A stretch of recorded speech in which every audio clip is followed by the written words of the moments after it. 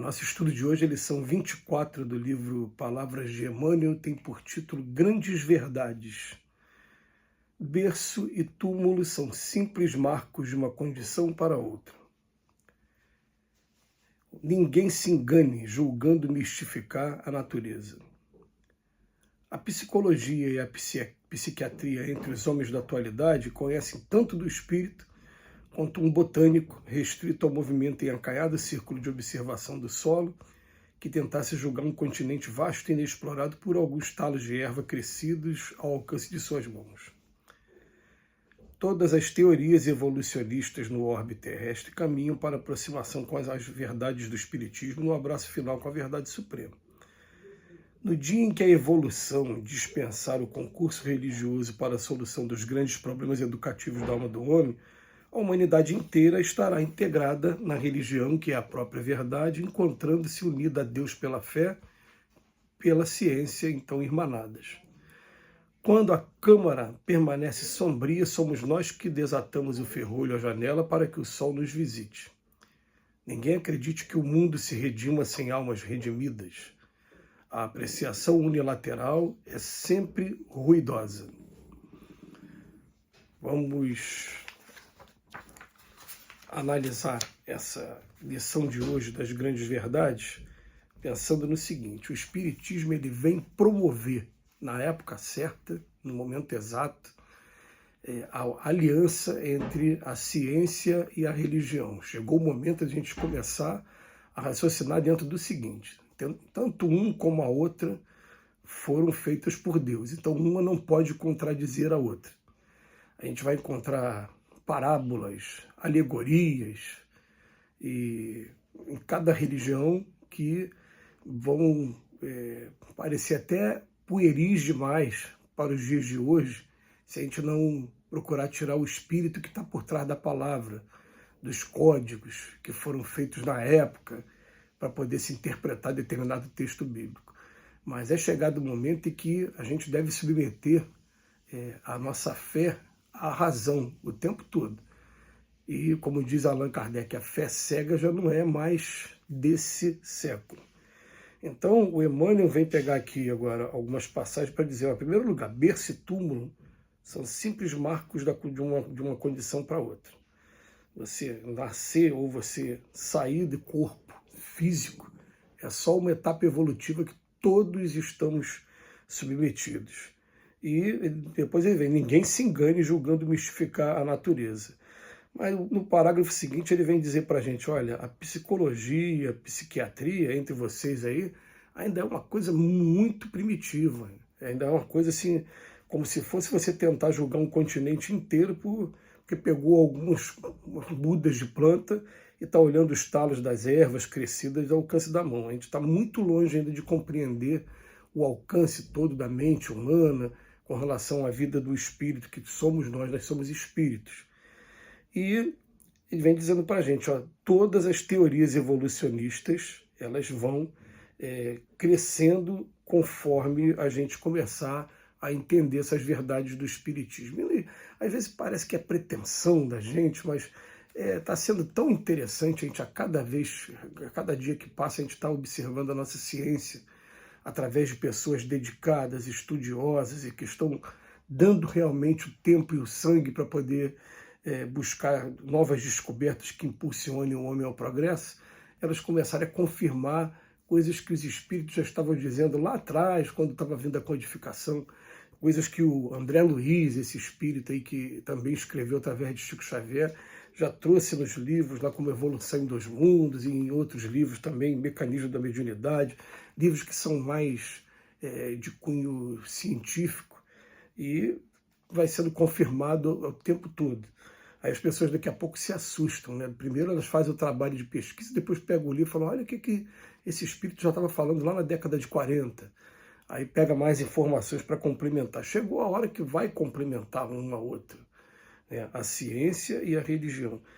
E no dia que a evolução dispensar o concurso religioso para a solução dos grandes problemas educativos da alma, a humanidade inteira estará integrada na religião, que é a própria verdade, encontrando-se unida a Deus. Então a gente ainda tem esses dois essas duas vertentes, ciência e religião, mas vai chegar um dia que vai virar tudo uma coisa só, e até mesmo a própria ciência vai estar nos ajudando ao religar a Deus. Então, o que acontece? A gente começa a conhecer o ser humano, a gente começa a admirar, ou melhor, o corpo humano, a gente começa a conhecer o corpo humano e começa a admirar a sabedoria do Pai. A gente começa a estudar a natureza, a gente começa a admirar também a sabedoria do Pai. A gente começa a ficar integrado e compreendendo como é que as coisas acontecem, de maneira que daqui a pouco nós vamos estar aptos a estar colaborando com o progresso dos minerais, já colocando os minerais em condições de atração para formar novos minerais, moléculas, novos elementos químicos. A gente vai estar aprendendo também a colaborar com os vegetais, como a gente já está aqui de maneira muito ainda tímida, entendendo, né, raiz, caule, folha, flor, fruto, a fotossíntese, como é que acontece, a transformação do hidrogênio, do gás carbônico e oxigênio, principalmente.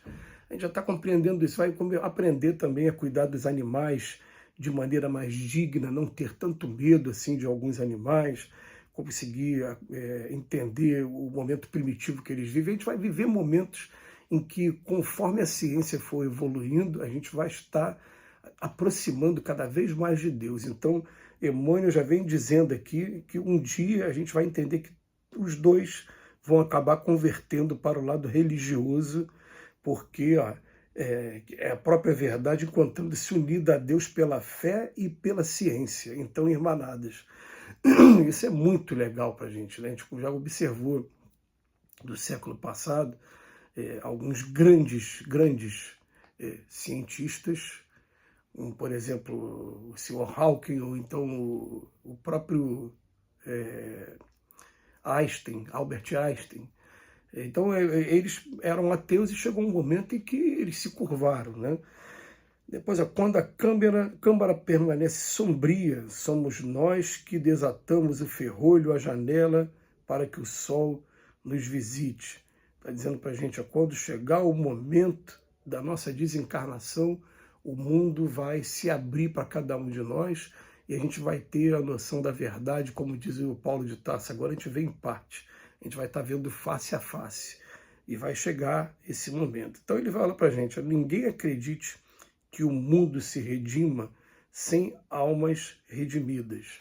Isso aí os espíritos não cansam de dizer a gente. Eles falam para a gente, olha, a nossa ciência ela ainda não teve a autorização para evoluir o suficiente, porque a gente, toda vez que descobre um novo caminho, a gente ainda tem o coração voltado para querer usar esse caminho contra o mal, usar como uma arma, ou como está acontecendo agora no momento. Agora está acontecendo no momento, tem um monte de país querendo intimidar o outro, dizendo que tem bomba atômica, e muita gente se preparando para qualquer momento. Está começando aí um conflito nuclear que pode trazer um estrago muito grande, uma destruição muito grande. Os espíritos até falam para a gente, acabar com tudo não vão acabar não, né? A natureza vai se renovar, os espíritos estão preocupados com isso. Então, eles permitem que a gente faça essas pesquisas todas para a gente ficar caminhando o tempo todo para guerras biológicas, descobrindo vírus novos que vão trazer, por exemplo, uma pandemia igual aconteceu. Quer dizer, enquanto a gente estiver com o coração voltado desse jeito, a gente não vai ter ainda essa evolução tecnológica que a gente espera, embora a gente deva admitir que a nossa evolução tecnológica, principalmente nos últimos 50 anos, foi absurda em comparado com o restante da história, em comparado com a história antiga, a Idade Média, a Idade Moderna, a Idade Contemporânea, da Revolução Francesa para cá. A gente percebe que realmente muita coisa mudou nos últimos 50 anos. Essa coisa da internet que a gente tem hoje, dessa qualidade de vida que a gente tem hoje, de ter aplicativos de celular com mapas mostrando a gente caminhos, foi uma evolução enorme, mas tem muita coisa para evoluir ainda e que o egoísmo dos nossos corações ainda não está permitindo. A apreciação unilateral é que ela é sempre ruidosa. A gente vai chegar no ponto de conseguir trazer para dentro da gente essa visão do coletivo e poder estar colaborando realmente para o progresso de todos nós. Que Jesus nos abençoe. Mais uma vez, a gente agradece a Emmanuel pela reflexão.